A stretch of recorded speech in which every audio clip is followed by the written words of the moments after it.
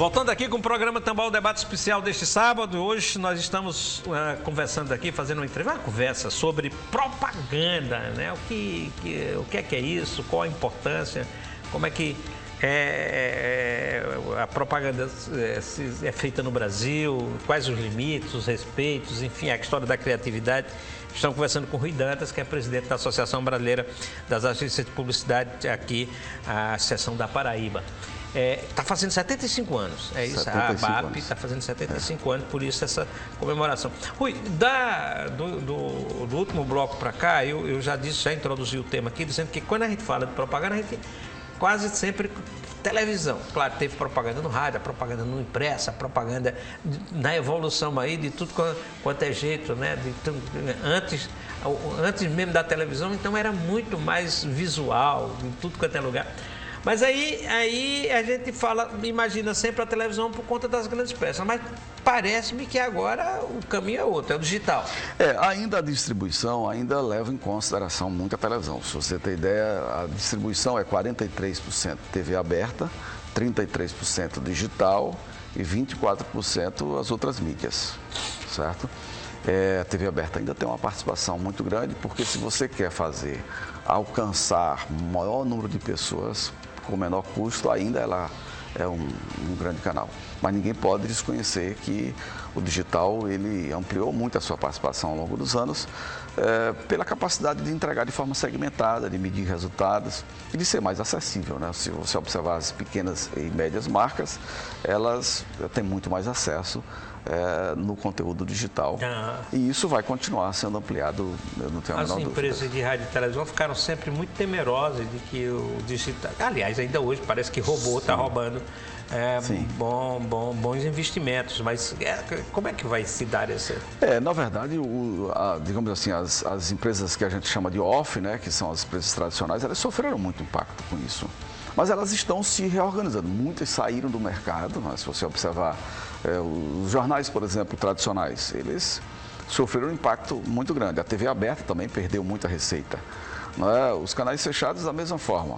E enquanto o digital subiu de forma exponencial. Mas com a TV 3.0, eu acho que haverá uma capacidade de retomada da performance, também por conta da mensuração. Porque as equipes de marketing hoje elas são cobradas por resultados. Você fala TV.0, está se aguardando aqui até o próximo ano, acho provavelmente. Sim. Qual a expectativa que a publicidade tem em relação à TV.0? O que é que inovaria no mercado? Na verdade, é a TV tradicional começar a entregar resultados como a internet entrega hoje. Como o YouTube, por exemplo, entrega hoje que você consegue fazer campanha segmentada. Então, por exemplo, aqui na TV Tambaú, você vai conseguir segmentar o seu público. Se eu tenho uma escola em João Pessoa, eu não preciso anunciar para Campina Grande, que a mesma propaganda que hoje passa aqui, passa em Campina Grande. Então, eu posso segmentar só para João Pessoa, isso vai ter mais assertividade, vai melhorar o custo, vai melhorar a entrega e vai ser bom para o anunciante, para a agência, que vai dar mais resultado, e para o veículo de comunicação, que vai evidenciar também a sua entrega. Como é que as agências de publicidade, as verdadeiras agências de publicidade, estão lidando? Porque quando você abre aqui o digital, a internet, né, Face e tal, sobretudo Facebook, mas tem outros canais também, há uma infinidade de propaganda falsa. Como é que está lidando com isso, Rui? Na verdade, quem cuida disso, Josval, é o CONAR, né, que é esse conselho que faz a autorregulamentação da publicidade. O consumidor ele se sente lesado, ele geralmente procura um órgão, ou o PROCON, ou o Ministério Público da sua cidade, e esses órgãos encaminham para o CONAR. O CONAR notifica as partes, o CONAR funciona como a justiça. Notifica, digamos assim, uma justiça rápida, aquela justiça de pequenas causas.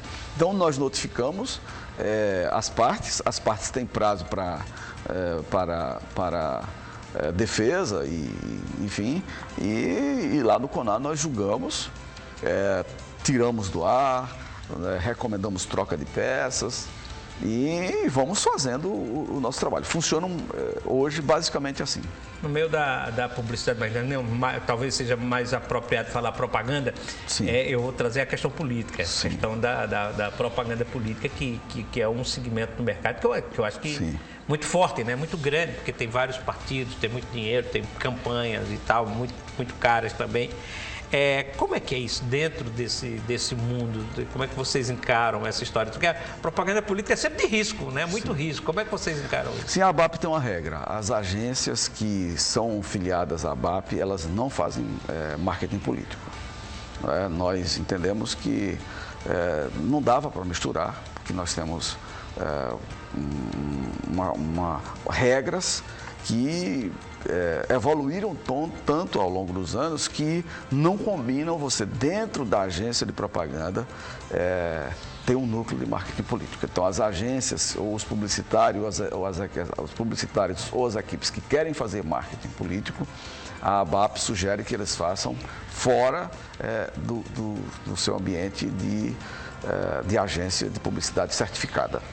É porque a gente entende que, como você bem disse, é uma seara assim, completamente diferente, não tem a regulamentação que nós construímos nessa indústria ao longo de 75 anos. Para você ter ideia, a publicidade tem uma lei específica de licitação, que é a Lei 12.200 de 32 de 2010. Não é?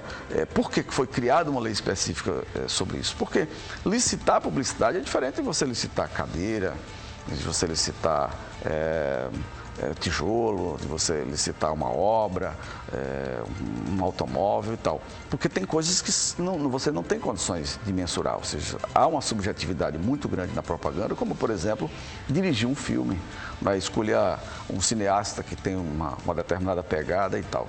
Então, a publicidade, ela tem, assim, por trás daqueles 30 segundos que você vê na televisão, ou 10, ou 15, ou 7 no TikTok, tem toda uma indústria pensada, que tem muita responsabilidade por trás dela. Então, a gente não envereda muito pelo campo do marketing político. Eu vou tocar no assunto aqui, a gente vai... tem mais 2 assuntos ou 3 assuntos que eu quero tocar.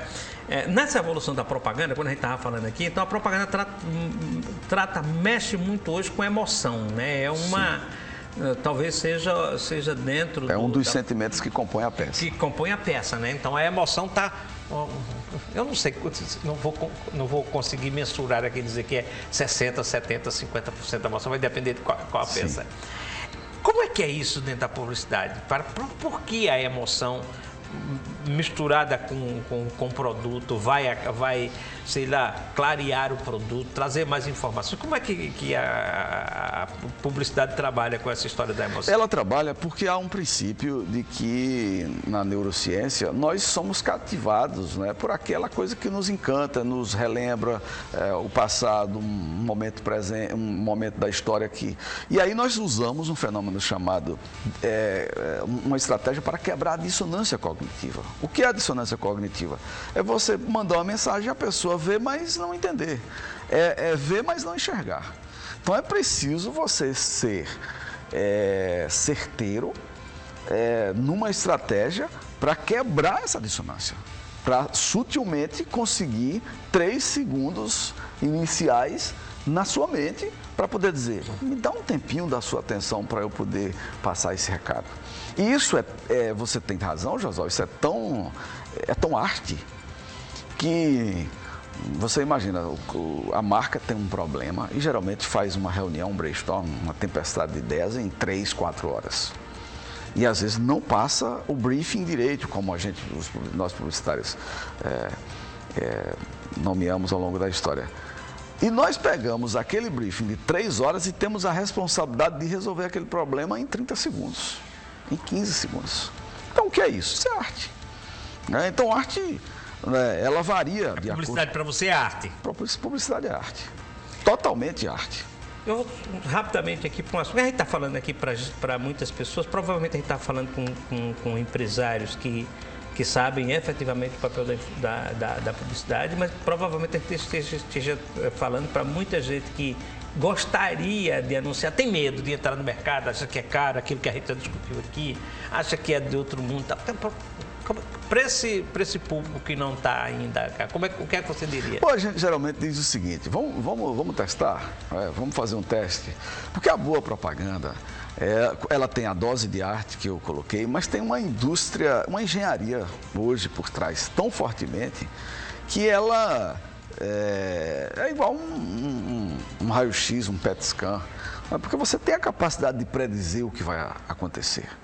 Então, eu sempre digo, caro é você jogar propaganda no ar como se fosse um cardápio de um restaurante. Você faz o cardápio e põe ali, se o consumidor aparecer, ele escolhe, se ele não aparecer...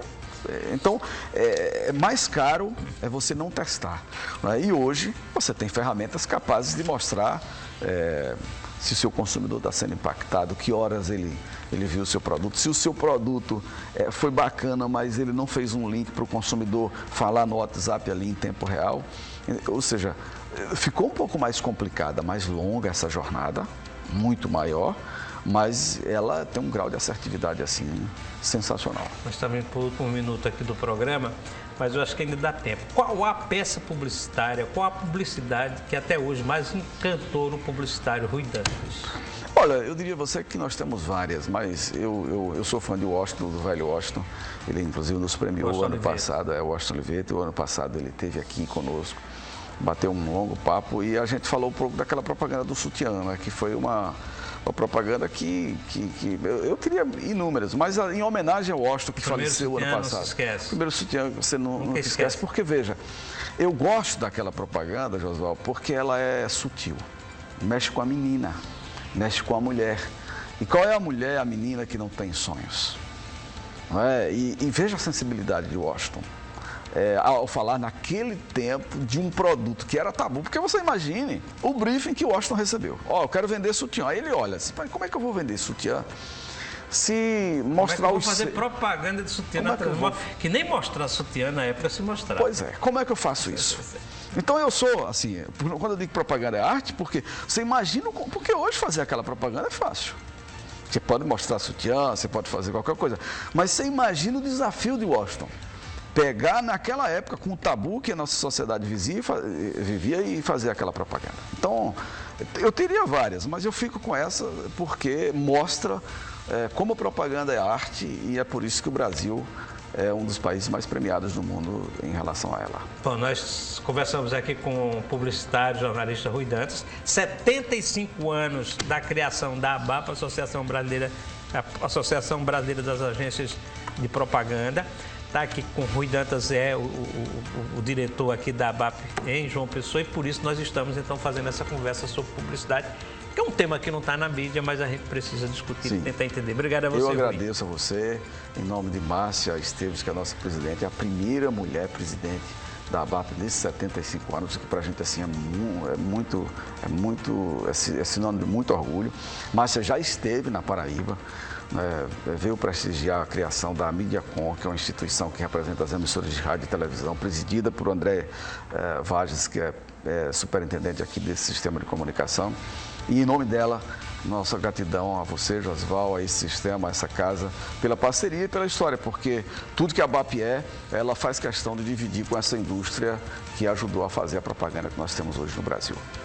Obrigado, Rui. Obrigado a você pela audiência ao programa Tambal Debate deste sábado. Final de semana, fim de semana aí de muito São João, chegando aí, olha, cuidado nas estradas, cuidado nas festas, enfim, que eu quero estar no próximo sábado com você aqui no programa Tambal Debate. Até lá.